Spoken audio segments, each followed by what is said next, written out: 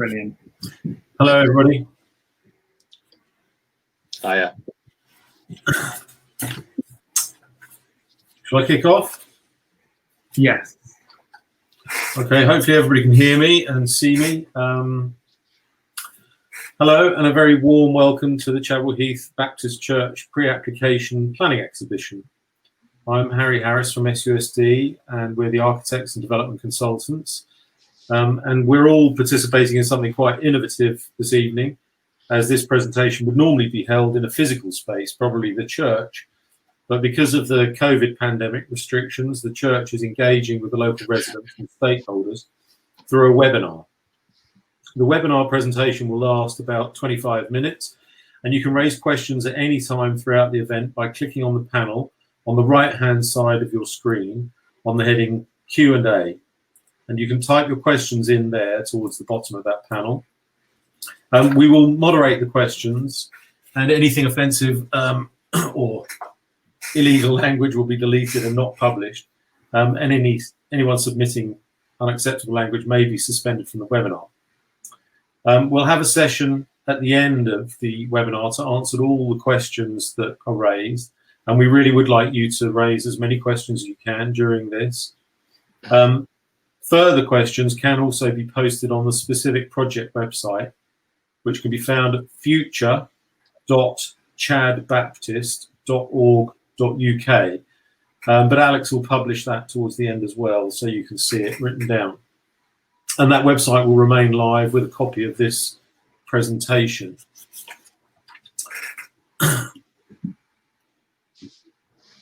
So tonight you'll be hearing from myself, Harry Harris, the Reverend James Thomas from the Chadwell Heath Baptist Church, and Alex Pilak from ACU, our community engagement team.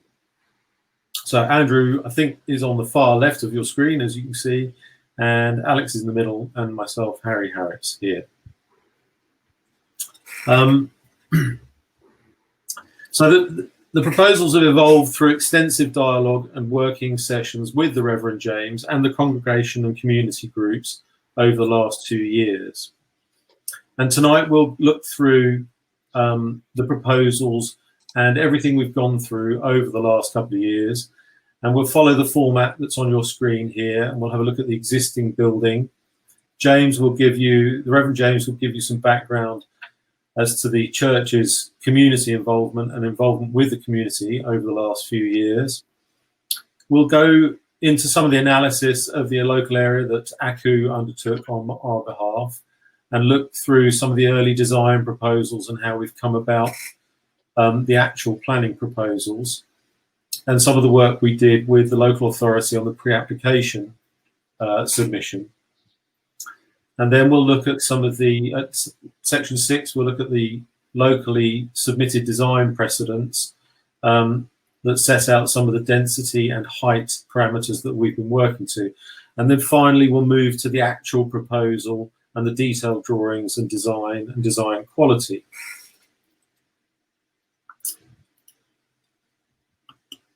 So the team that have been looking at this, the Reverend James heads up the church, the Baptist church, and the congregation, and they've got their own development committee as well, a development team. The architecture has been undertaken by SUSD, myself and my team here. And we've worked with the congregation, the community, to look at the proposals for the church. And we've also used ACU, Alex's team, to investigate the local area and see some of the work that's going on within the community with some of the local groups. So if we take a few minutes to look at the existing building and the condition of the current community asset. The original building was built before the First World War in 1905, but it's rapidly reaching the end of its useful life. And the Reverend James and the church have really reached a point at which the current buildings and structures are no longer really fit for purpose. And to continue to function and provide the services and outreach to the community is up to the church to raise the capital. Unlike, say, the Church of England, there is no central funding for the Baptist Church, and it will need to create the new residential apartments on this scheme to sell and allow the surplus money created from the sales of some apartments to pay for the extended and improved community facilities that we're proposing. There hasn't really been any major investment in the structure of the church and the hall buildings for the past 40 to 50 years. And this means that there are now a lot of issues that need to be fixed in order for it to be made safe. And the church's plan to build some flats on the site is the only way to raise enough money to fund keeping the church building on the current site. It'll also allow the church to provide more space for the community and community activities. The Chadwell Heath Baptist Church is a locally listed building, but not a listed building. So it's an important local asset, but not a nationally listed building. And it occupies the northeastern part of the site. And the facade is of some significance, made of red and buff bricks and stone, with a crenellated porch and gable with crocketed pinnacles. And we've been encouraged to keep this facade, and we certainly will within the proposals.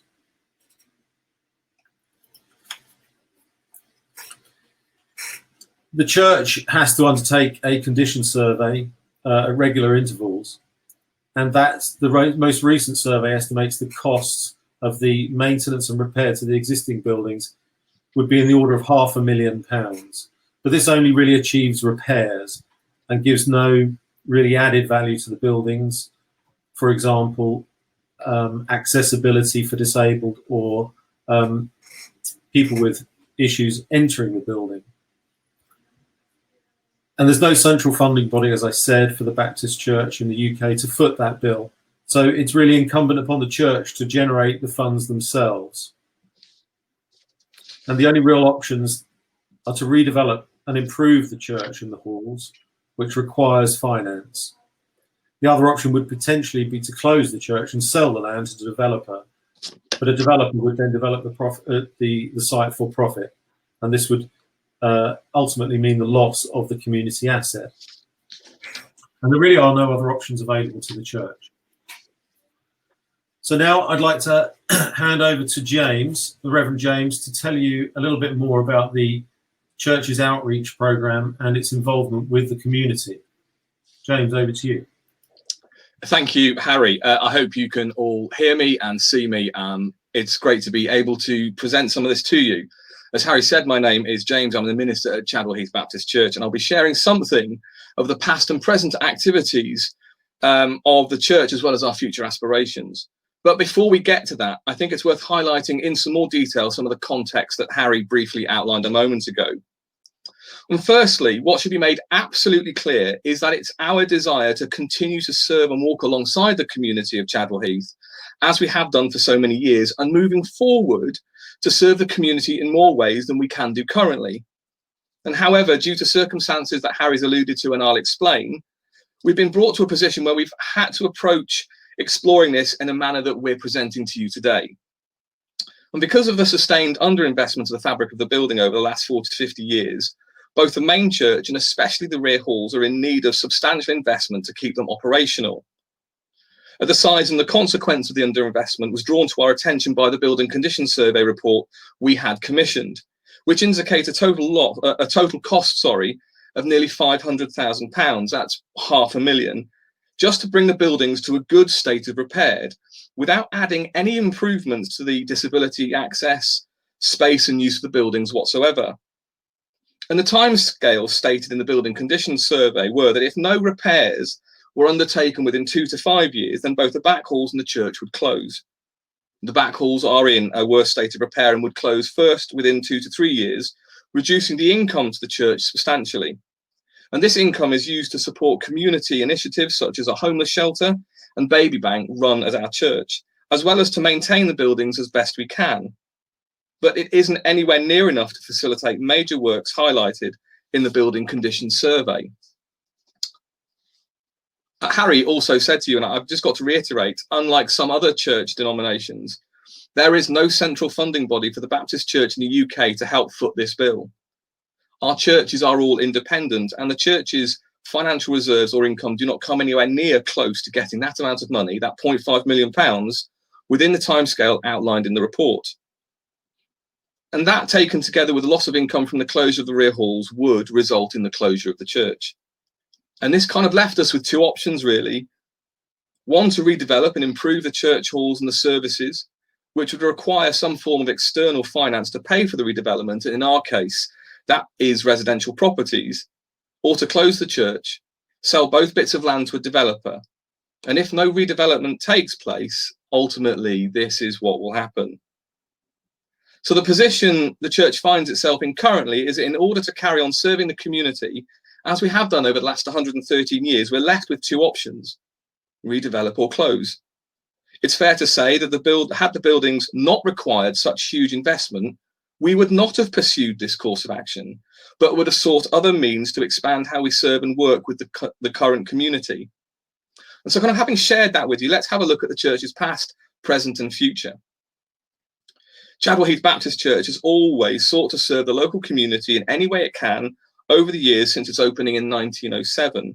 And it's played an active part in the history of Chadwell Heath. So much of life has taken place within its doors, as a place of worship, as a space for the wider community to use. It's a prominent and well-known landmark on the high road in Chadwell Heath, and has seen countless people come through its doors. And following the Second World War, this community space was greatly enhanced by the addition of a new temporary hall to the right of the church as you look at it from the high road. But this hall was not built to last as long as it did, and it started out as a ration station. It then served many purposes until it was demolished a few years ago due to severe structural faults in the building. It was a dance hall at one point, a youth club, a place for the elderly to meet and chat over some food. It was a cafe, and latterly was used by the council and Age UK as a place to provide services to the community, and the elderly in particular. And since the hall's removal some years ago, the church has still been striving to serve the local community.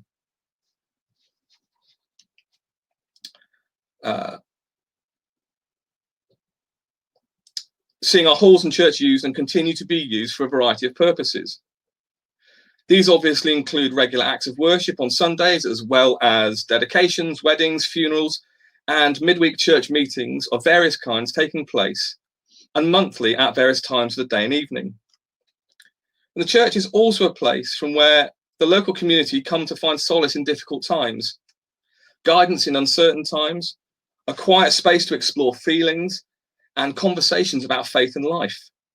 CHBC is a place where people come and knock on the door and find welcome, hope and laughter. But when required, honesty, a place to cry, a place to grieve, remember and talk about loved ones who are no longer here. We are a multifaceted place that connects the Chadwell Heath community in a multitude of ways. And this can be seen over the past 5 years with various groups that have and continue to use our venue. We've hosted Weight Watchers, police community meetings, craft fairs, counselling, various conferences on site from external sources, anxiety recovery courses, first aid training, safeguard training, Zumba, various Keep Fit classes, love literacy tutoring, and many, many hours of children's parties, to name but a few. And we've also hosted some notable outdoor events, including the Queen's 90th birthday and a community barbecue, which were both very well attended. However, this is not all that has and continues to happen here during the week. And we are currently actively connected to our community in a number of other ways too. We run a baby bank called Willow Tree, which has to date helped just under 500 families in need over the past 2 years, with 75 of those referrals being over the period of the COVID-19 pandemic alone. We host, when not in the middle of a pandemic, a night shelter for the homeless each Friday night, which has provided over 980 hours of safe sleeping space. We also run a stay and play toddler group called Noah's Ark, which connects with between 15 and 20 families a week, and since 2015 has served over 200 local families.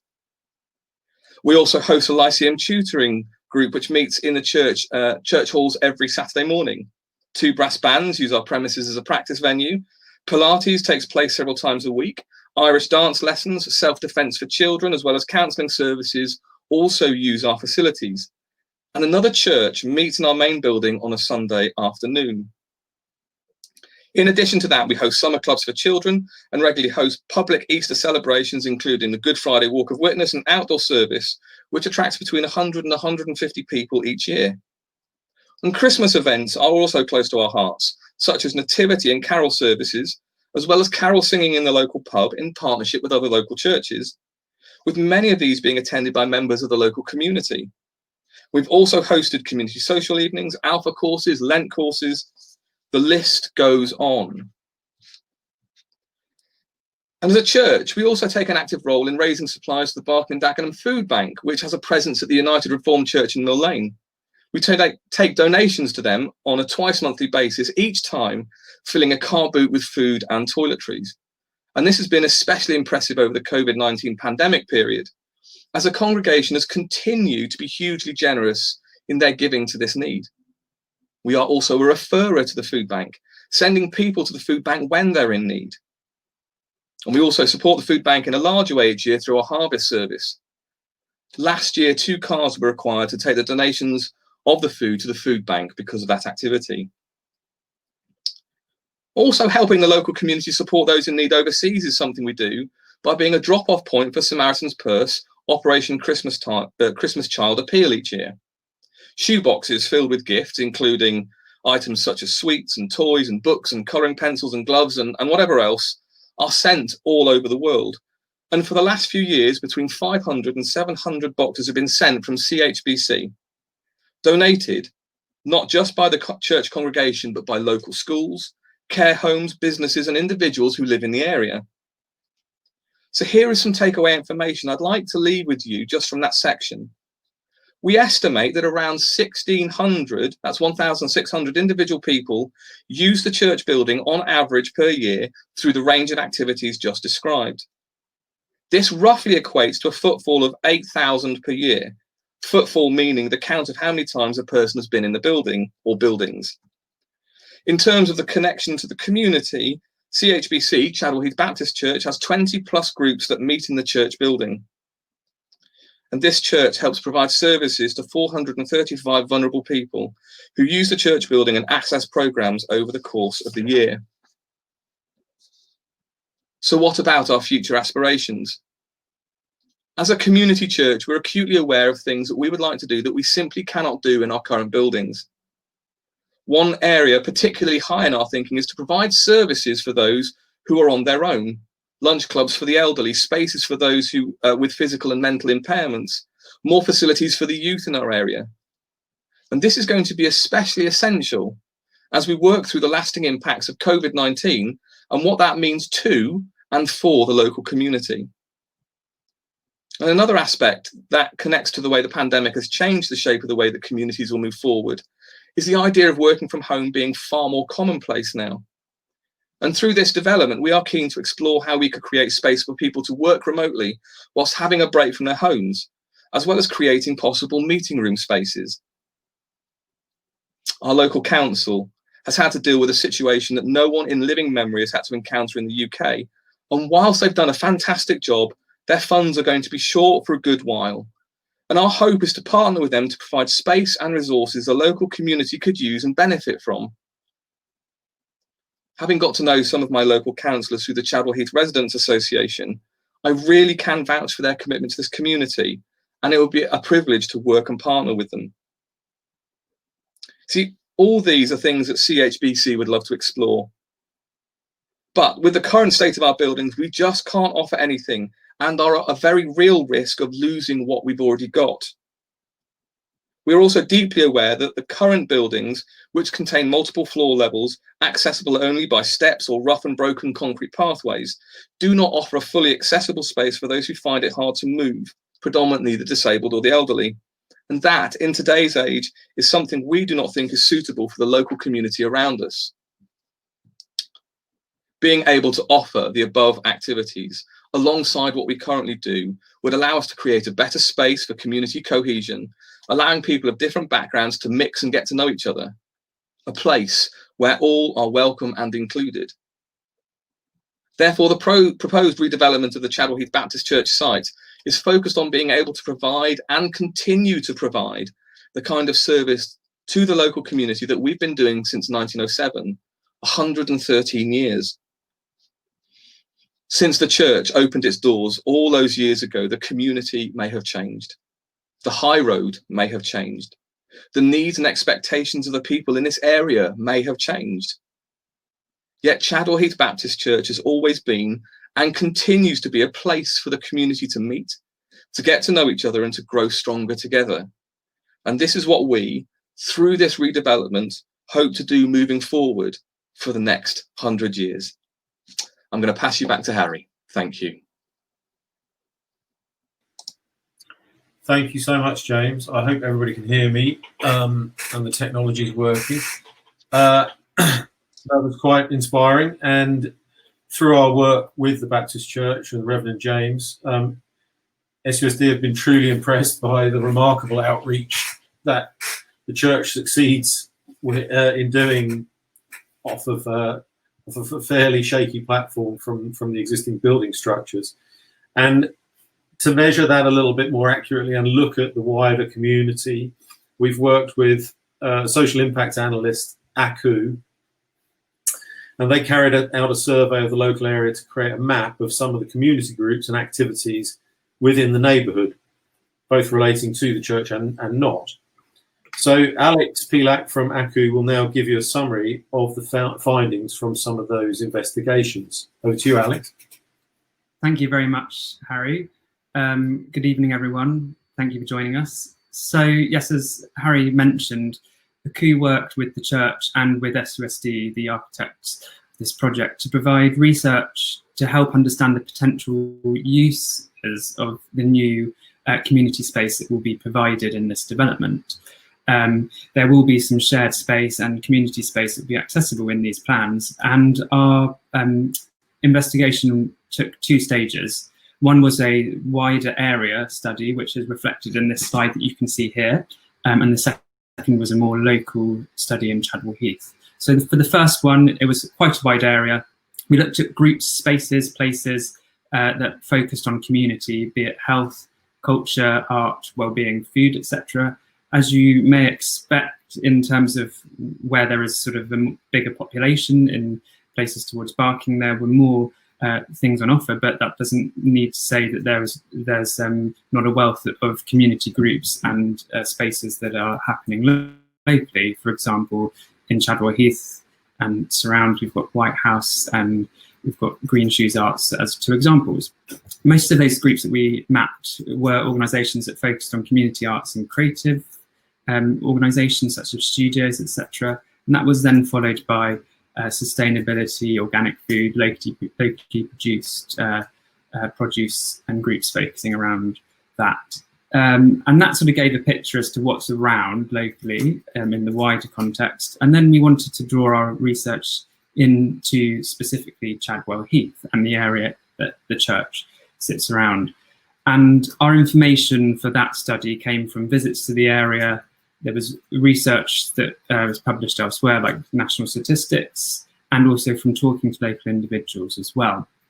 And so our main findings, it's a mixed picture, as you may expect in any community. The stats for the borough, however, reflect that there's a lower life expectancy and lower levels of health compared to other parts of London and England nationally, actually. 56% of adults are physically active, which is lower than the national average.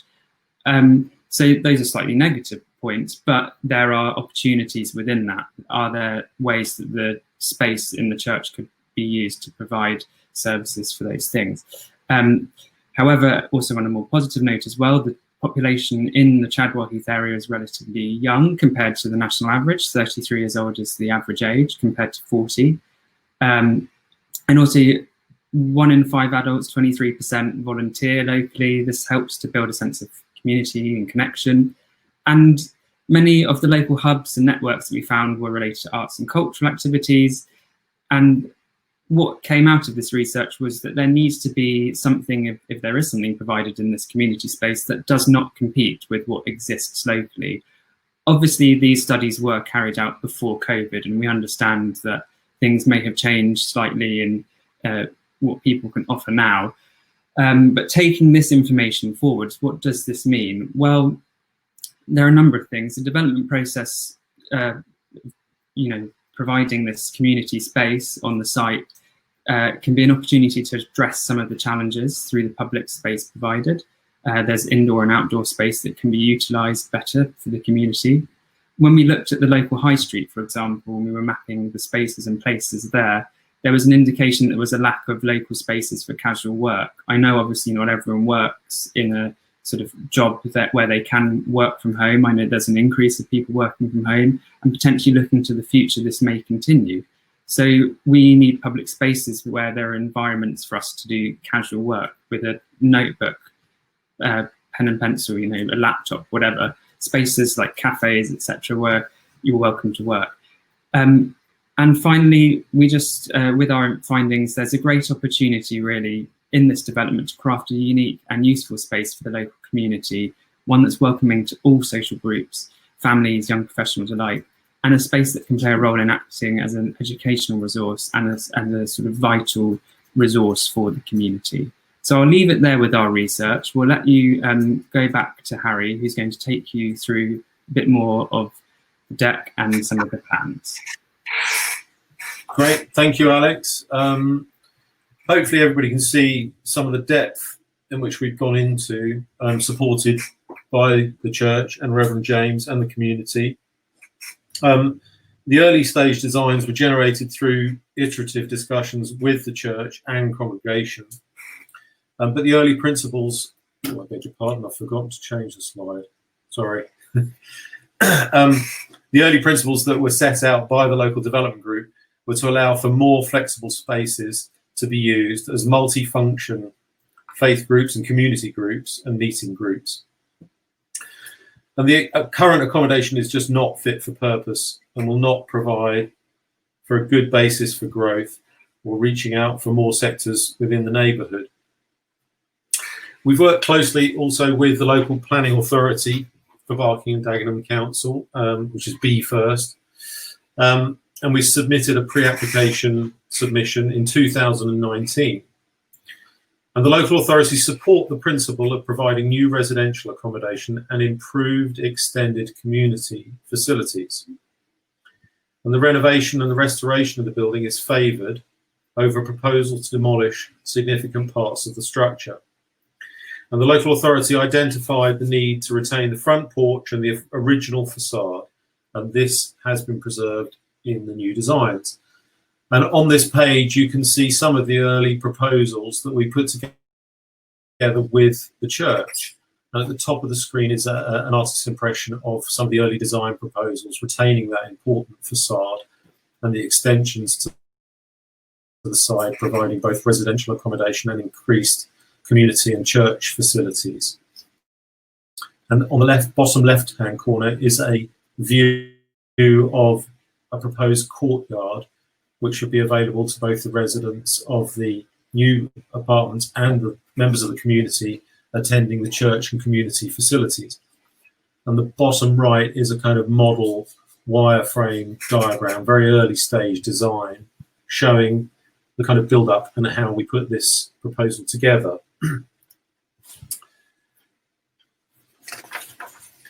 Recent permissions have been granted for residential buildings of about 4 and 5 stories along the High Road and at Woodlands Road, and some much larger buildings. New Enterprise House, for instance, is a much larger building.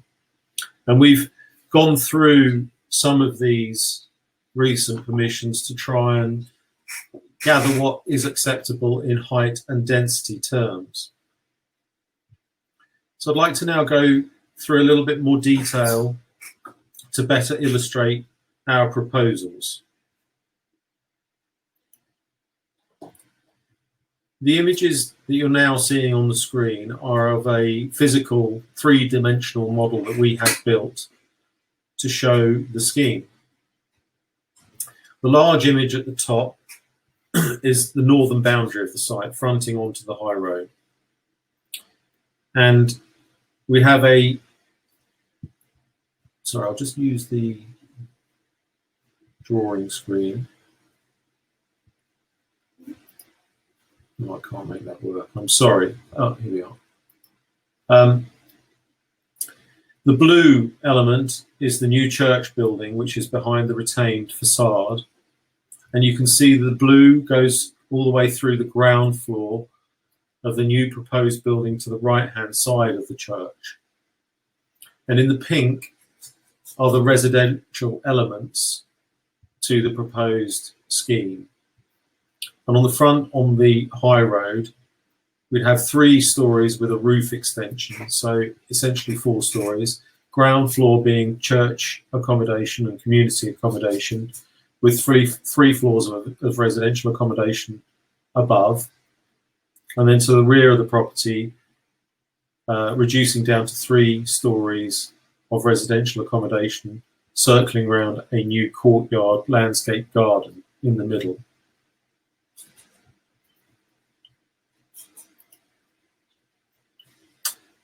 The image on your screen now is the ground floor plan, the proposed ground floor plan, not the existing, but the proposed.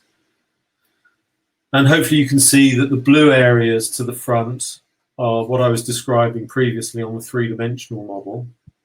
And they show the new halls and the new church accommodation, which will provide extended multi-use church accommodation with meeting hall, counselling rooms and offices for the church, a modern kitchen with cafe facilities, and the co-working, co-meeting space and collaborative spaces that look out onto the garden. The pink areas towards the rear are the ground floor residential accommodation. And I'd like to stress again that the church are only building the residential accommodation to create some surplus capital to invest into the new buildings, modernise the new buildings and create community uses and assets that are fit for purpose.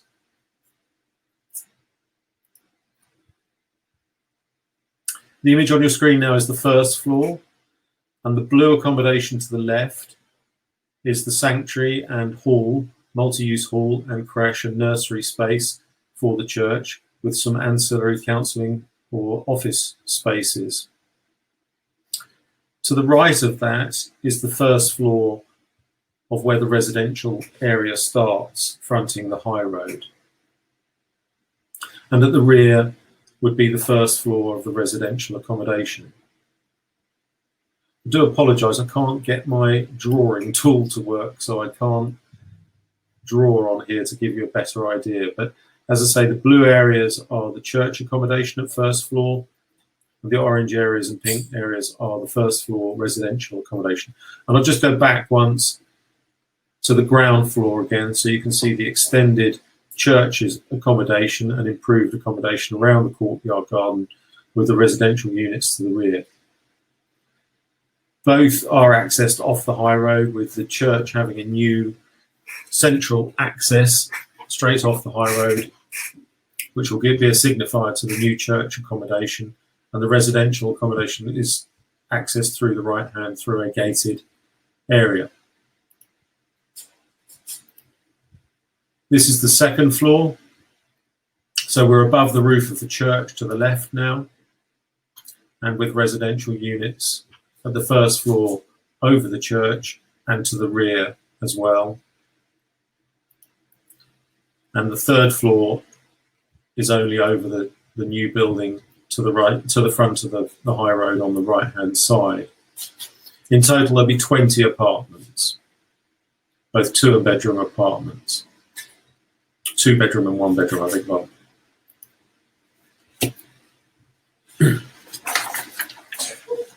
so the image you now see is a computer montage of the proposed building standing on the east side on the high road, looking west. So hopefully you can see the retained facade with the new church building behind that facade. So a new enlarged and improved building, creating new halls, new meeting spaces, new counselling rooms, etc. And then the 3-story with roof building to the right-hand side of the church, the ground floor of which is all church accommodation, new hall, cafe, new kitchens, and then first, second, and the roof floor are the apartments.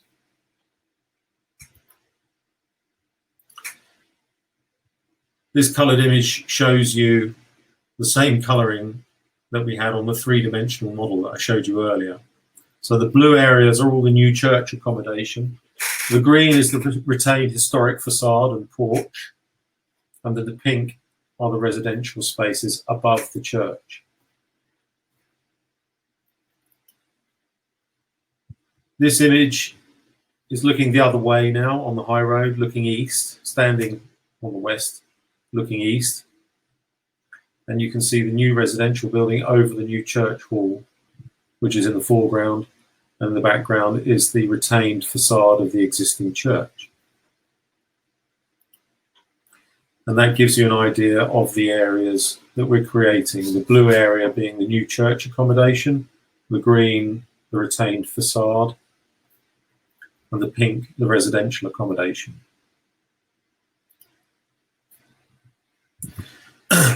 This image, it's a computer-generated image of the proposed scheme looking inside the courtyard, the landscape courtyard that we propose to create. So the step building to the right would be residential apartments looking out onto the courtyard. And then the building to the left is the new co-working meeting spaces that James was describing that would serve the community to allow people to meet and potentially work or have quiet areas to get away from working from home during the crisis or beyond.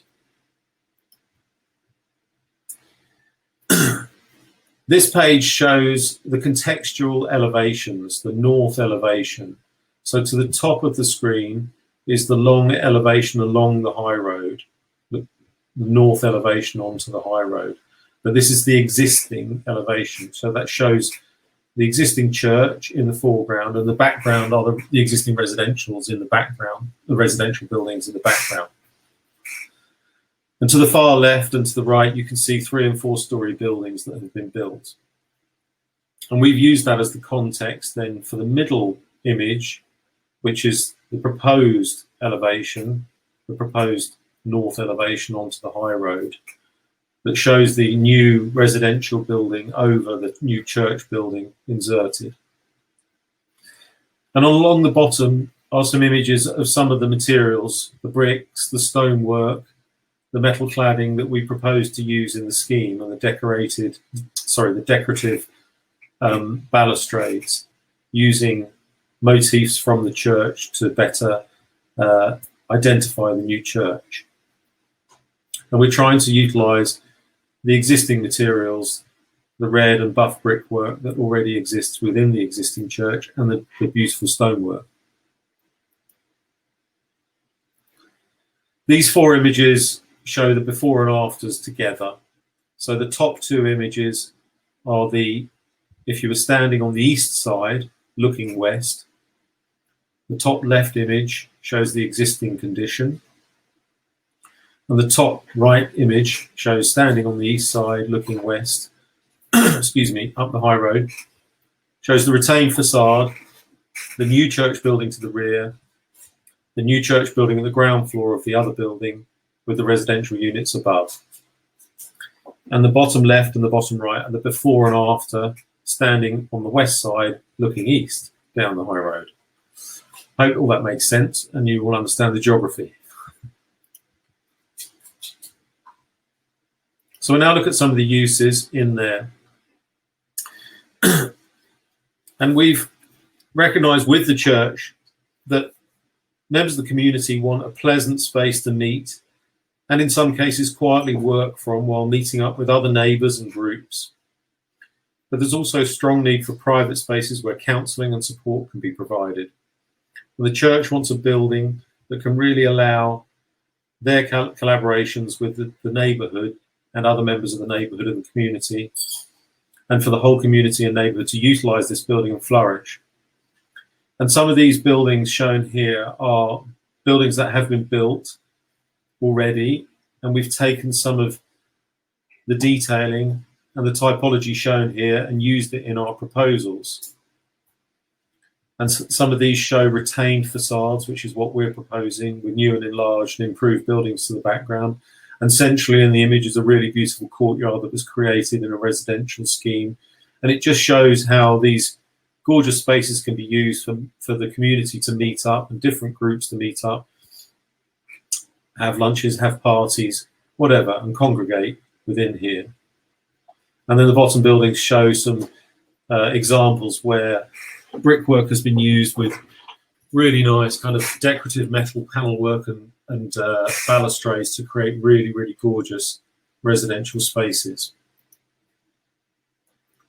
We work really closely with the church and the congregation and the development group to really look at how we can better interact, or the church can better interact with the community. And some of the existing propositions that go on, I mean, that you can see on there, Dagon Jam, which I love, that local produced jam. We personally believe that growing and nature and nourishment and horticultural events could be fantastic here. And as Alex outlined, there really is a lack of decent green spaces and private spaces, quiet spaces off the high road. So if we create that little internal courtyard garden, it could be utilised by the whole community for a variety of uses. And we really think that if we provide the platform, it can be a real springboard for the community to use and a really enjoyable place to live for the new residential units. So finally, these images just show some of the work that SUSD have undertaken, both for other churches and socially focused companies. We've worked with members clubs, hotels, and other churches, creating new churches, extending existing facilities, and really working with those groups to improve and bring their accommodation up to modern standards and give it a lifetime beyond, hopefully for another 100 years. So I think that's it for me. Hopefully I haven't missed anything. I'm sure Alex will tell me if I have. I think we're going to turn to Alex and Charlotte, who are going to look at some of the questions raised. Yes, Harry, thank you ever so much for delivering that. That was a lot of information, a lot of rich... Come in, Alex. I see James has been back up. Oh, here we go. Delivered us there. Just a reminder to everyone, this webinar is being recorded, so if there was any part that you would like to go back to, that will be available on the future.chadbaptistchurch.org website in the coming days. We'll remind you about that at the end, but just so you're aware, if you need to go back for any information, and also the a slide deck that was spoken through will also be available for you to look at as well. So some of you have been sending some questions in, and we're going to go through some of those now. We did prepare some questions in the event that no one asked anything, but I think it will be great to ask some of the questions that were posed. So what we'll do is I'll read the question out, and then I'll ask James or Harry to respond with the answer. So we're going to go first to a question from Wendy. I'm just going to break this question into two parts. So the first part is, I'm going to direct it to you, James. Why not just build a new community centre and lease it out? Why flats? I think part of the problem, Wendy, and everybody else listening, is that we still have to pay for it, and that's an intrinsic issue for us as a development. There is no funding to build anything new. So the redevelopment or the use of flats is funding anything that we do, and actually partly what we're doing is creating a community centre, but we just can't do that without creating some way of funding that. We have no external sources of funding. We aren't part of a body that provides like a granting system that will provide that much money. We have to source this ourselves, and I think that would be the real reason. Our dilemma is, how do we maintain what we're already doing and improve for the future? And the way that we do that is by renovating our buildings and creating a newer, more vibrant space for the community. But that does mean we need to raise the capital to do that. Thank you, Alex. Thank you, James. And so the second part, Wendy has asked, will there be social housing? Will it be affordable? And just sort of a tiny bit at the end, she said, it seems a bit like a threat, either accept this or property developers move in. We were told this with the white horse. So Harry, if you could just come in on the social housing, and then James, maybe if you could just finish on if this is a threat or not. Yeah. Thank you. Certainly, I hope it's not a threat. What we will have to undertake is a viability assessment with the local authority. Things like potentially contributions to social housing or contributions to local education or other facilities can be secured by a community infrastructure levy. So the local authority will levy a charge on the development to pay for some of those uses. The church needs the maximum amount of capital available from this redevelopment to pay for the new community buildings. And I think we really truly need to understand this. You know, we will be massively expanding the community uses and accommodation, and that has to be paid for, unfortunately. And this isn't a profitable redevelopment, and it shouldn't be seen as a threat. It's not a threat. It's just, if this were not the church, anybody buying this land would seek the maximum value out of it, and none of that profit would be returned to the community. In doing this, surplus created by sales of flats will be utilised to expand and improve the community accommodation used by the community for another 100 years, I hope. So the local authority will ascertain what level of affordable housing or contributions are necessary or made through this. But there is a bit of a tension there, in that the church needs as much money as possible to deliver the new accommodation. And the only way to deliver that is through the sale of some of the flats. Not sure, James, I think, could you come in on that last bit about... I will. I think it certainly was never intended as a threat, but I'm a firm believer in just being very honest from the outset about the position that we're in, so the conversation with the community can start with all the facts out in the open. I think I've outlined enough through the course of the presentation that I gave that there really is no external sources of funding for us. We have to make this happen ourselves. And I don't want people to see that as a threat, but I do want to kind of just be really honest and say that's the kind of the place we're at. And had I had another option, I would have pursued that first. This wasn't my go-to option. Having trained as a minister, I didn't really want to become a property developer or those kind of things. But the question I had to ask myself is, what does the community need more? And I think the community needs more community space, places to meet, places to function, places to get to know each other, to generate community cohesion. And unfortunately for us, the only way that we can achieve that is by creating some income from some development. And that's the offset. But as Harry pointed out, you then gain something from the development. You don't just lose everything in its entirety. So I think that's probably how I would answer, Alex. Brilliant. Thank you ever so much, both of you, for those answers to that question. We're going to take a question now from Elaine and also Jenny, who have posed quite similar questions, actually. So Elaine asks, we know that St Chad's already have plans for redevelopment, which could be very similar. Why can't the two churches team up to provide a community space without destroying the overall appearance of the current Baptist church?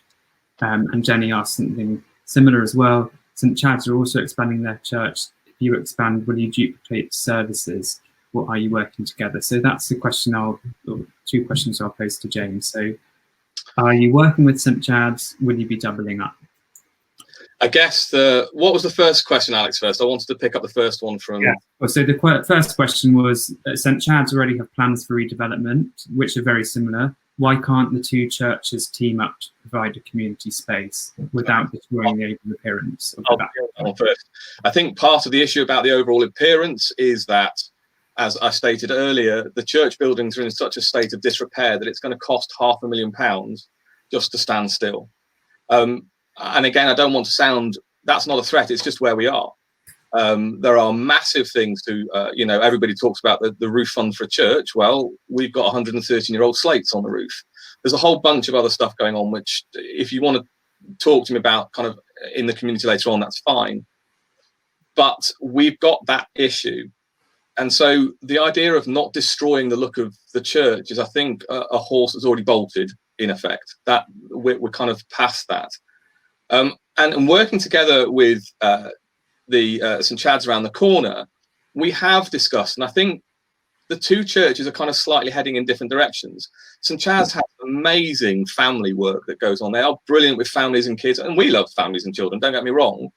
But what you would describe as the heartbeat of the two churches is slightly different.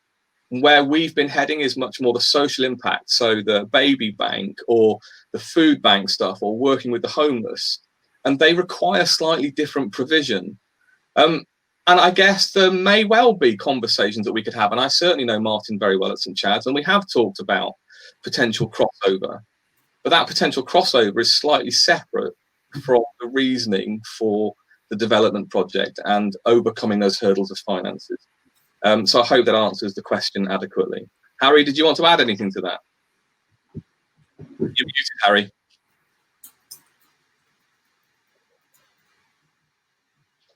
Oh, I don't know if Harry realises that he's muted. Oh, there we are.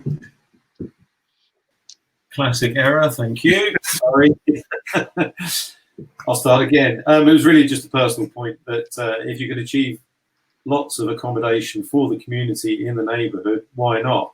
And as James stated, there really isn't much choice about leaving the Baptist Church as it is, because it just doesn't make any kind of financial sense to spend £500,000 on something that's just not going to provide decent accommodation. So I think the opportunity is there to create even better accommodation for the community. Can I just come in slightly there and I just want to kind of separate out some of the terminology, and I wonder whether some people listening to this might be slightly confused. And we're referring to church accommodation and residential accommodation.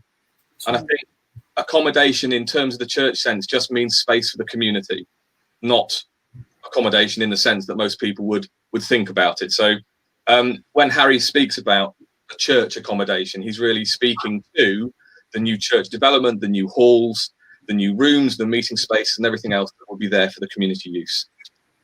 Thanks. Thank you. Thanks both. So we're trying to get through as many of your questions as possible. I'm going to take another one from Wendy now, and it's to do with the parking. Let's deal with the parking issue first. So what about the parking? On Sunday, the high road is blocked by cars using the churches. So Harry, could you just give us a little bit of information about the parking situation on the site? And then James, maybe you can pick up the Sunday parking. Yeah. Yeah, well, so the local authority have specifically directed this to be a car-free development. So there will be no car parking on site. And there is a national and local direction to try and decrease the reliance on private car. And it's a fairly given position that if you create parking, you'll create more use of the car. And both government and local government guidance is to reduce car use and increase public transport use. So we support this. There are more sustainable ways of travelling, either public transport, car clubs, electric cars, etc. And by creating a car-free development, we move towards decreasing the use and the reliance on private cars. So that's really the national and local guidance. With regard to Sunday usage, I'll maybe let James take this, if that's okay. Yeah, absolutely. I think I can't speak to any other churches on the high road, but certainly I know that within my own congregation, there are only probably 3 people that drive in, maybe. And I know that the rest, we are a very local church, so that they are coming from a very kind of close-knit area and will walk. So I can't really speak to other churches, but I do know that from our perspective, we do not have a huge car and parking overhead on a Sunday when we meet. And the church that meets on a Sunday afternoon, they come from quite a distance away, but they all come by public transport and they all go home by public transport. So I don't know that resolves the question for you, but that's the best answer I can give currently. Thank you both. Just to sort of, we had a question as well from Elizabeth, who did say she wanted to know where the residents are going to park their cars. I know, Harry, you did touch upon that, but I feel like that's obviously something that people are concerned about. I can expand on that a bit. I mean, so just to reiterate, the local authority, I mean, pretty much anywhere in London now, you're directed to make it a car-free development. Excuse me, and there would be an undertaken to effectively pre-join any car club with the residents, the new residents.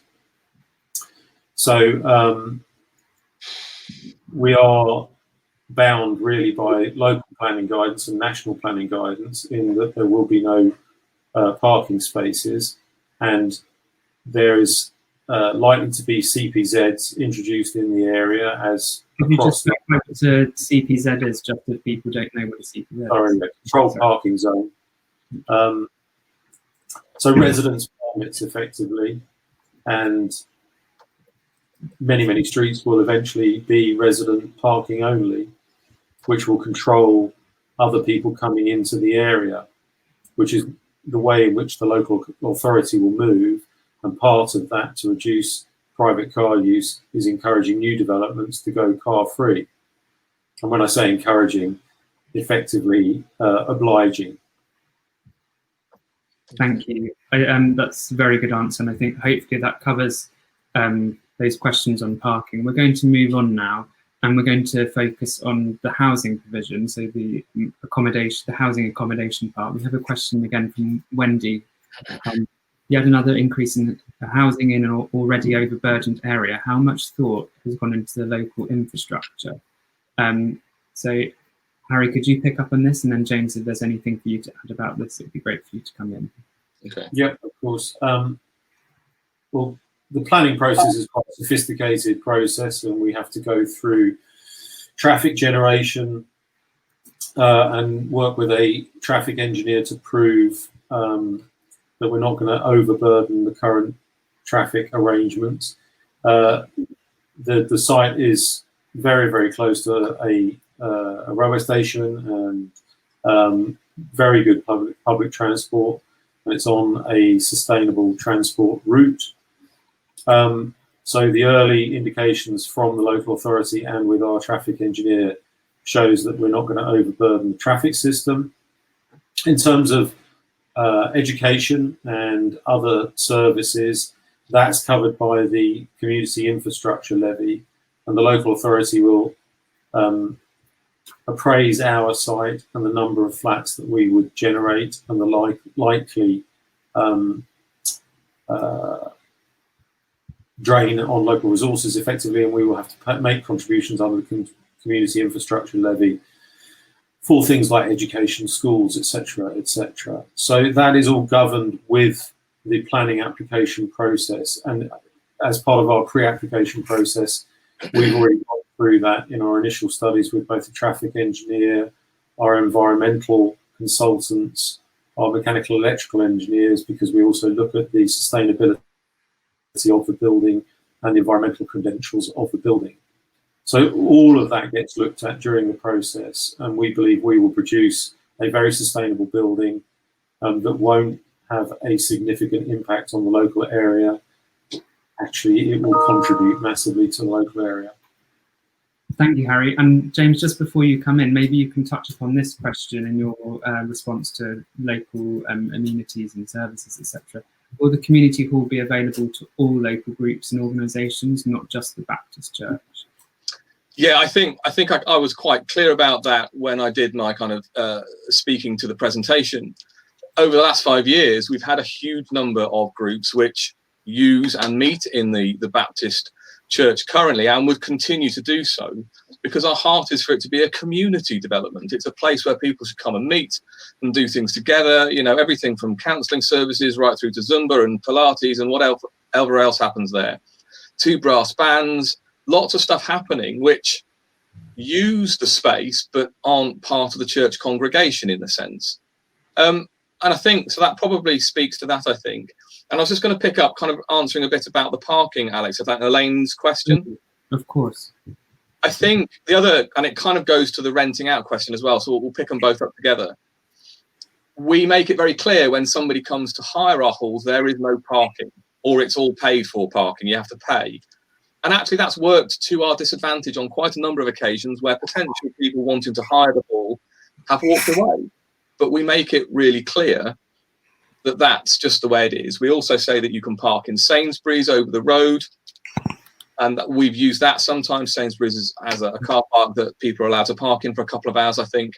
And we've used that, but we do make it very clear that if you can use public transport, that is how you should be arriving and leaving our site. And that's been well received by some and not well received by others. Okay, Alex? Thank you, James. Thanks for answering that. So we have a question that's mainly more over the sort of time frames of this. From Sheila. She asks, what is the estimated time for completion? Harry, I'll take it. Oh, sorry, James. Well, the planning application has to be submitted. This is a pre-application exhibition, so we're trying to get the community to engage with us now and hopefully support the proposals or tell us what they don't like about the proposals. And then when we make the submission, hopefully it will be approved, and that would take 2 to 3 months minimum. Then the church will have time to raise the capital, because it's not as if you've pre-sold the flats, and so there has to be a financing period. And then the construction, we would gauge at around 18 months, and that's a crude estimate at this stage, but I think that's a fairly reliable estimate of the time for the construction period. But the construction period obviously couldn't start until we've got planning consent and the church has raised the development finance. Brilliant, thank you for that. Can I just come back one? Sorry, it was about the local resources, really, and the local services. I mean, actually, I think this development positively contributes massively to local services and resources, and some of the outreach program that James outlined, education, childcare, homelessness, food banks. Really, the church is being relied on to provide some of the local authority services there. And I see this more and more. You know, we're involved with a number of church redevelopments, and you know, the community relies upon this. So it's actually a positive contribution to local resources, I believe. Sorry, Alex. No problem. Thank you for coming back on that. We've got a couple more questions. I'm just conscious that we try and answer as many of these questions as possible. I'm aware of the time, so let's try and keep it brief. We've probably got 3 more questions to answer. The first one that we're going to take is from Elaine, and she says, how many local people, not just the congregation, have been involved in this consultation process? Do you want to answer that, Harry, or do you want me to take that? Well, if you'd like to lead off, I can certainly come in on it if you like. I think it's been a learning curve for me to certainly walk through this planning process and development. And I've been talking to local people that I've been sounding from, but ultimately this public consultation is when we lay out our plans. In all planning applications and conversations, this is when we, I guess if you want to take common parlance, is do the big reveal and say, this is what we're thinking about. There's nothing been decided. There's no planning permission been given. This is the moment when we say to the community, here we are. This is what we're hoping to do, and this is why we're hoping to do it, and this is how we've got to the position that we think we need to do this.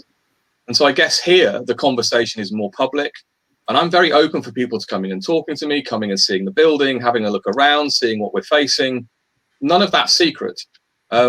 So by all means, get in touch, come and see me, have a chat. The conversation starts here, I guess, now. Harry? Yeah, I'd agree. You know, this is the first public exhibition of the proposals, and the reason really behind that is clearly the church and the development group are going to outline what they believe is required for the church to continue. We've then involved ACU to go around the local community and carry out some investigation and survey as to what kind of activities and community groups are functioning in the community outside of the church. We then have to sit with the local authority through the pre-application submission to really get an understanding, the art of the possible, really. You know, we could go forward with a 50-story tower and the local authority are pretty quickly going to tell us that's not going to be acceptable. So those sort of things have to shape the proposals before we can really have a meaningful debate with the local community wider than just the church. And this is it. And then the planning application process is a public process, and there is a period of time for members of the community to make submissions, as I say, hopefully supporting the proposals or possibly objecting to proposals. So from this moment on, it's very much a much more public process. Great. And just to sort of make everyone aware, the website that you all signed up to register for the webinar will be changed over the next few days, where this webinar will be available for you to watch again, but there will also be a consultation survey where we welcome you to take that survey, and also to allow your friends, neighbours, other people that you know to take part in that survey, because this is, as Harry was just saying, the part where you can start to make your voice heard before this plan gets submitted for comments through the official process that the council will run. So we'll refresh on the link for the website in just a minute before we leave, but let's just take one more question, and it's again from Elaine, and she says, does the church have plans to improve their publicity when or if this is approved? The numerous community opportunities sound excellent, but we've lived here for 30 years and don't know about most of them. We only saw this consultation by chance on nextdoor.com. So James, sorry to throw that grenade at you, but you're probably the best person to answer this. I think that's a fair comment. I think one of the things that we've been mulling over as we've worked through this process is how to connect more with the community. And we've done leaflet drops and other things like that. And we've got our website, which is there as well. And maybe this part of this process will, in a sense, elevate what we do so the community is aware of what's going on. But it's a fair comment, and one that I'll take away and have a think over the next few weeks. Thanks, Alex. Yeah, and just a question that's just come in from Michelle. She, which point maybe sort of follows on from that. Is there a way that the community can offer suggestions on what they would like to see in the community spaces? I'm guessing she's asking there. So is there a way the community can offer suggestions?